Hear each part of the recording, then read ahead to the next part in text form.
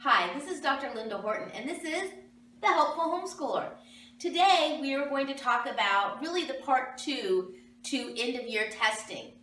And the question that I had been asked was, how do you prepare for end-of-year testing? And it's really easy, so this will not be long at all. Common sense, your child needs a good night's sleep the night before, a good breakfast that morning. Breakfast starts your engine going. It is the fuel they need to think. So a good breakfast is essential.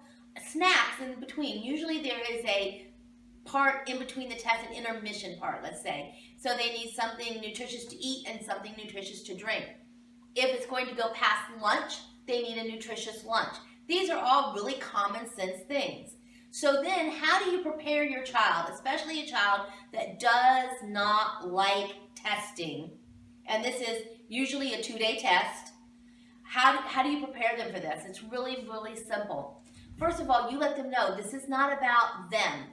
This is information you need. You need to know if the curriculum that you've been doing is sufficient for them or not. So you say to them, listen, this test is not to see how smart you are. We already know you're brilliant. This test is not to see how much you can get done. We already know you go at a really good pace. This test is to see, as a parent, if the curriculum I've used is the best curriculum I can find. And so I'm going to determine at the end of the test if the curriculum was really a good curriculum or if we need to change curriculums. And so when you do that, the child is very calm. Have a very calm attitude about this test. I know a lot of parents that have so psyched their kids up. Into your test, you've got to do well, you've got to do well. That the kid goes in literally shaking for these tests. That's not the way you do it. The smaller the classroom size, usually the better the testing. A bigger classroom, there's more distractions. Know your child. Is your child easily distracted? If they're in a classroom setting, put them in the front. If you're doing it in a home setting, do it where there's no TV. Do it, turn your phone off. Make sure nobody can come in. Make sure there are no distractions at all.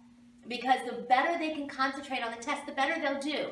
So you're going to give them a good breakfast. They're going to have a good, nutritious breakfast, plenty of sleep. They're not going to stay up the night before watching TV or playing games. There's always going to be a relaxed atmosphere. It's all good. It's all good. I used to tell my kids in the class, this is not about you guys. Not about you guys at all. We just want to know how the year went. That's all. It's not about you being tested. This is about us being tested. And so when you get that attitude, the kids are more willing. And then let them know there are going to be some things on this test that you're not going to know. Straight up. Some things we might not have covered. It's all right. Do your best. I'm not worried about it in the least. Remember that the parent gives the children the cue on how they should act. So if the parent's uptight and nervous, the child's going to be uptight and nervous.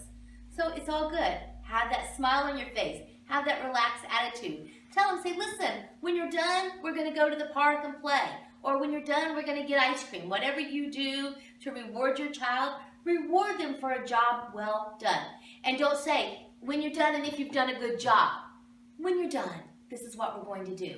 So the reward is just for taking the test, not for doing well on the test. Now, when you get the test back, I implore you, do not tell them in any way they have failed any part of that test. If you want, just keep the results to yourself. It depends on your child. If your child's going to be upset because there were 10 questions and they only got 2 right, don't put them through that kind of stress. Tell them you did great. This is great work. I've seen children that will lose it because their parents said, wow, you did really poorly here. And the child all of a sudden thinks, oh my gosh, I'm stupid. You give your child the cues. You help them. So you're going to give them a lot of positive affirmation. You're going to give them a lot of calm, cool motivation. And it's not a big deal. Listen, these tests are not the end of their life. These are tests. And, you let them know in life, we're all tested. It's okay. And you love them no matter the result. Remember, this is about you, not them.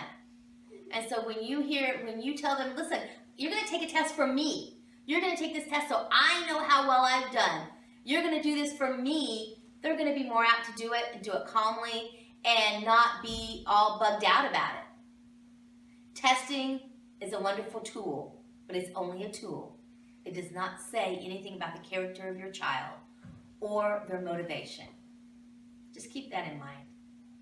As always, remember, homeschooling is not a sprint, it's a marathon. And we do it together as a family. So go out and enjoy the adventure. Goodbye.